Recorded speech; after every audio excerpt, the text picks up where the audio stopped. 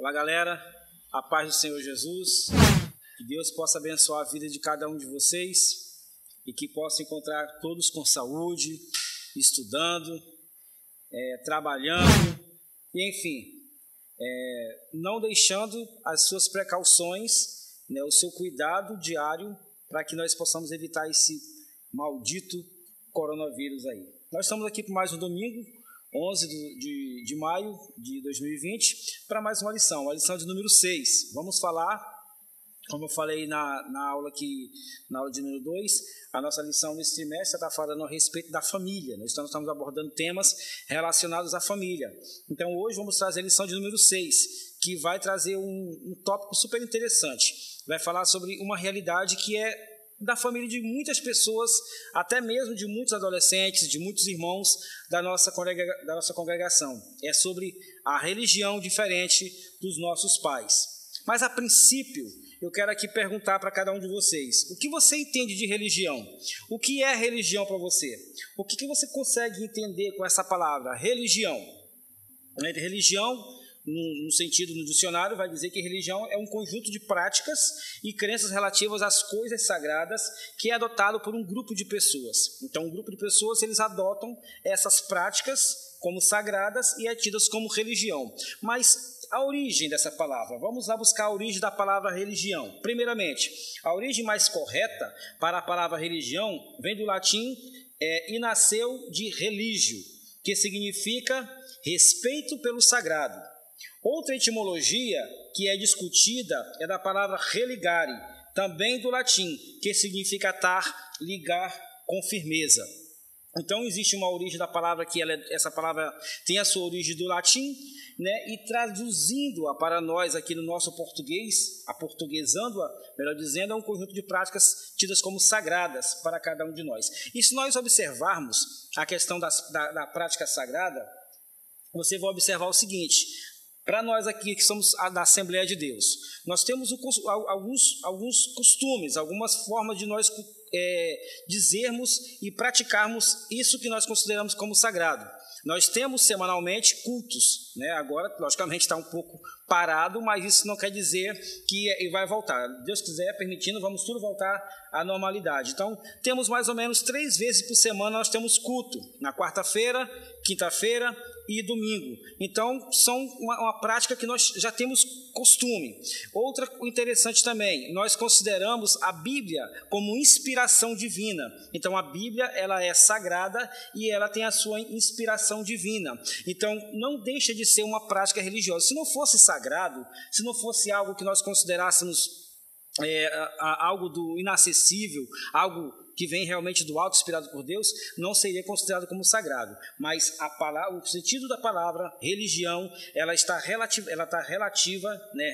está ligada àquilo que é sagrado e é adotado por um grupo de pessoas conscientes a respeito disso, que nós vivemos num Estado laico. O que isso quer dizer? Que o Estado ele não tem religião própria. Então, tanto que você pode observar que no Brasil existe tantas religiões de vários tipos de várias formas. Então, nós vivemos um Estado laico em que o Estado ele não interfere na religião. O Estado ele não vai dizer para você que religião você deve seguir, se é protestante, se é católica, se é umbanda, se é candomblé, em hipótese nenhuma. O Estado ele não vai interferir porque nós vivemos no Estado laico. Isso acontecia anteriormente, em séculos passados, que a Igreja Católica ela interferia sim, tanto na questão política e principalmente na questão religiosa. E nessa interferência, eles iam obrigar as pessoas a seguir os seus dogmas, os seus rituais. Mas hoje o Estado ele é considerado como laico. É tanto que eu quero ler aqui com vocês o artigo 5º, inciso 6º da Constituição, que ele vai dizendo o seguinte: é inviolável a liberdade de consciência e de crença, sendo assegurado o livre exercício dos cultos religiosos e garantida, na forma da lei, a proteção aos locais de cultos e liturgias.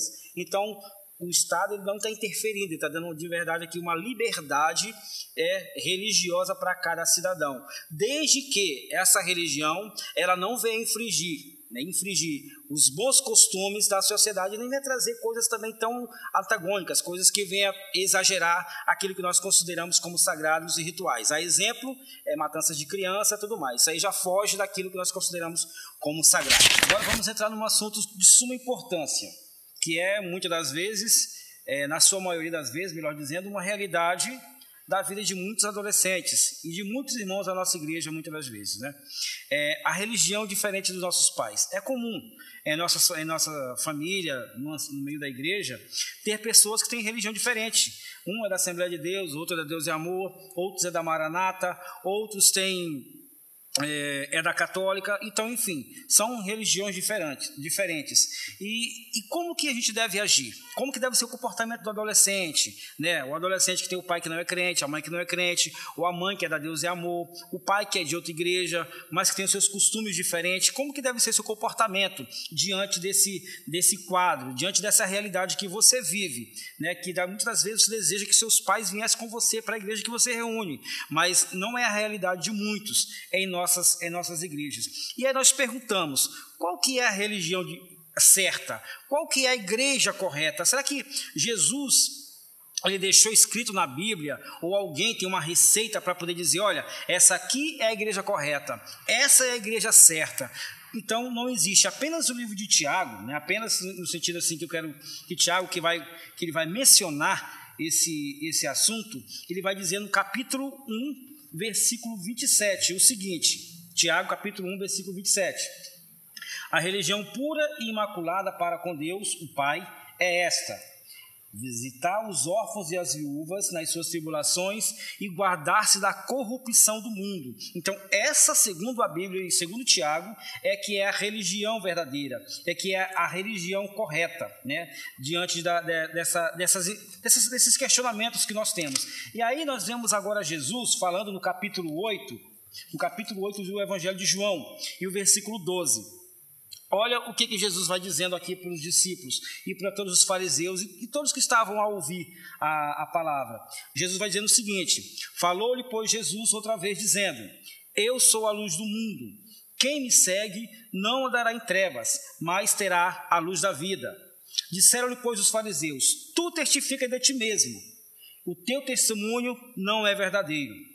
E respondeu-lhe Jesus e disse-lhes: ainda que eu testifico de mim mesmo, o meu testemunho é verdadeiro, porque sei de onde vim e para onde vou. Mas vós não sabeis de onde vim e nem para onde vou. Por que Jesus começa a mostrar para eles essa questão do testemunho dele ser verdadeiro? É tanto que no versículo 17 do capítulo 8 de João, vamos observar que Jesus vai falar para eles o seguinte: e na vossa lei está também escrito que o testemunho de dois homens é que torna a palavra da pessoa verdadeira. E os fariseus estavam questionando Jesus: olha, não vejo ninguém falando de você aqui, de ti aqui. É somente tu que está dizendo que você que é o caminho, que você que é a verdade, que você que é a vida. E Jesus vai repelir aquele povo, vai questionar aquele povo, vai se defender daquele povo, dizendo: o meu testemunho é verdadeiro. Agora, olha que cheque, olha que interessante. Quando Jesus ele fala, o meu testemunho é verdadeiro, tendo em vista que a lei deles vão dizer que para que seja verdadeiro é necessário que haja o testemunho de duas pessoas, e somente quem estava ali era somente Jesus. Mas nas palavras de Jesus, quando ele começa a discorrer, a falar a falar de si, ele vai dizer: olha, o meu testemunho é verdadeiro, porque não é somente eu que estou aqui, mas é eu e o Pai, porque quem vê a mim, vê também o Pai. E vivemos numa sociedade em que parece que as pessoas elas modificam o seu comportamento. Não é a religião de fulano que é a mais correta, não é a religião de fulano que é a mais certinha, não é porque veste bermuda, não vou aqui entrar na questão doutrinária, que não compete a mim, né? Não tenho essa competência, mas não é porque fulano veste bermuda, não é porque ciclano vai numa praia, vai em algum lugar, porque isso vai torná-lo uma pessoa que vai não tornar uma pessoa religiosa. Claro, nós temos que escolher os locais mais adequados, nós temos que nos vestir adequadamente, nós temos que ter o nosso comportamento. Isso tudo vai repercutir no nosso caráter, na nossa personalidade. Isso tudo vai repercutir quem nós somos, né? Porque muitas das vezes a pessoa pode ser de uma igreja com costumes rígidos, com doutrinas rígidas, mas o comportamento da pessoa, a forma como ela se comporta dentro da sua casa, no ambiente de trabalho, com os seus colegas, é totalmente diferente daquilo que ela se diz ser. Então, o que Jesus está mostrando para eles ali, que não é apenas só palavras, não é somente palavras lançadas ao vento, mas são atitudes, é o comportamento da pessoa, é a forma como a pessoa está vivendo, que vai demonstrar que de fato ela está vivendo aquilo que é sagrado e aquilo que é correto. Porque por mais que a religião seja diferente, por mais que a religião da pessoa tenha seus costumes diferentes, tenha as suas doutrinas diferentes, mas desde que ela esteja observando o caminho da palavra do Senhor, fazendo como diz lá no livro de Salmos, capítulos 119, versículo 105, Salmos 119, 105, né? Guardei a palavra no meu coração para não pecar contra ti, e colocando também lâmpada para os meus pés e a tua palavra, e luz para o meu caminho. Fazendo isso, a pessoa vai estar totalmente dentro no caminho, vivendo aquilo que de fato a palavra está dizendo, porque não é placa de igreja que vai subir para o céu, entenda isso, não é placa, não é Assembleia de Deus, não é Deus e Amor, não é Cristão no Brasil, não é Maranata, muito pelo contrário, os salvos estão espalhados no mundo, são pessoas que estão em todos os cantos da terra, em congregações e igrejas diferentes, porque Deus não vai salvar, não vai ser arrebatado, não vai ser uma igreja, não vai ser uma igreja, uma placa de uma igreja, mas vai ser as pessoas distintas que vivem de fato aquilo que a palavra de Deus está dizendo. Então é interessante que possa ser que haja religião diferente dos seus pais, a sua religião pode ser diferente, mas desde que você esteja vivendo no caminho, andando no caminho e seguindo o que a palavra de Deus está dizendo, você está no caminho correto, na religião correta. E não existe, como eu disse aqui, no capítulo 1, versículo 27 de Tiago, que a religião verdadeira é essa, que visita os órfãos e as viúvas, as suas necessidades e tribulações, e que se livre, que não se misture com esse mundo, mas que, pelo contrário, deixe a corrupção do mundo, porque o mundo passa, como diz João, né, lá nas epístolas de João, o mundo passa e a sua concupiscência, mas aquele que faz a vontade de Deus, esse permanece para sempre. Continuando a nossa lição aqui, nós temos uma diferença entre caráter e personalidade. Se você observar, existe tanto na questão etimológica, vai haver uma diferença muito grande. Primeiramente, caráter é próprio de você, é o resultado de nosso temperamento natural, modificado pelo treinamento durante a infância, pela educação, pelas atitudes básicas, pelas crenças, pelos princípios e pelas motivações. Se observarmos essa questão do caráter, nós vamos ver que existem pessoas na Bíblia Sagrada que elas foram modificadas, o caráter delas foram modificados quando teve encontro com Jesus. Há exemplos de Zaqueu. Zaqueu antigamente era considerado um cara que era desprezado pela sociedade, porque as pessoas só viam ele como uma pessoa que queria o dinheiro. Mas no momento que ele teve o encontro com Jesus, que ele ouviu a palavra de Deus, ele devolveu às pessoas 4 vezes mais aquilo que ele tinha roubado. Então houve ali uma mudança de caráter. Outra pessoa também que teve seu caráter mudado também era Paulo, quando estava a caminho de Damasco para perseguir os cristãos. Teve o encontro com Jesus e teve o seu caráter modificado. Agora, olha o que o conceito vai estar dizendo, que ele é natural, um temperamento natural, modificado pelo treinamento, durante a infância, pela educação, pelas atitudes e pelas crenças. É muito interessante que os pais, eles comecem a ensinar os seus filhos, como a Bíblia diz, no caminho que devem andar, porque isso tudo vai repercutir no caráter. Mas aí você pergunta, mas por que muitas vezes muitas crianças crescem na igreja e depois elas se tornam um mau caráter, elas se desviam pelo caminho? A culpa é dos pais? A culpa é do pastor? A culpa é da igreja? Não, a escolha ela compete a cada um. A escolha compete a cada um. Agora, o que eu quero dizer é que no caráter da pessoa, da criança, do adolescente, ele vai sendo modificado sim, no decorrer, quando ela vai crescendo, ela vai absorvendo essas questões, básicas da vida, que é a crença, ela vai ser vai adquirindo, né, observando os princípios básicos que ela vai tendo na vida. Tudo isso vai agregar a ela e fazendo com que ela venha para a sociedade como uma pessoa de bom caráter. Agora, outra parte interessante é a questão da personalidade. A personalidade é a nossa expressão exterior, que pode ser ou não a mesma coisa que nosso caráter, dependendo de quão genuíno nós venhamos a ser. Por que existem pessoas que têm uma excelente personalidade, mas ela é um mau caráter? O caráter também está relacionado com aquilo, né, aquilo que você faz quando você está sozinho. Então, as pessoas podem conhecer você perfeitamente. Cara, você é um cara super gente boa, você é um cara legal. Mas quem vai distinguir você, quem realmente é você, é quando você estiver sozinho. Se realmente aquilo que a sua personalidade diz, aquilo que você mostra para a sociedade, aquilo que você se expressa para a sociedade, de fato vai ser quando você realmente estiver sozinho. Então o caráter ele é diferente da personalidade. Você tem uma boa personalidade, mas você pode ser um mau caráter. E o que isso tem a ver com a nossa aula? É porque isso daqui está agregado à questão da religião diferente. Lembra quando eu falei com Jesus, quando eu estava falando do capítulo 8 de João, que Jesus estava explicando para eles que ele, né, era o caminho verdadeiro, que ele era a verdade, que ele era o pão da vida e tudo mais, que ele é o caminho, melhor dizendo, que ele é a luz do mundo. Então, por quê? Porque às vezes as palavras não expressam aquilo que de fato você é, aquilo que você vive. Você pode ter falar bonito, você pode se expressar bonito, mas não viver aquilo que você fala. E aqui é uma outra parte interessante, porque a nossa pregação, ela não é somente de palavras. O seu comportamento prega muito mais do que as suas palavras. Isso, a gente conversa muito isso em sala. Eu converso isso muito com meus adolescentes, falo muito com vocês sobre isso, porque não precisa você vestir um terno bonito, você está todo bonito exterior, mas o seu interior está podre por dentro, né? Porque Deus, ele sonda os nossos corações. Ele sabe o que se passa aqui dentro.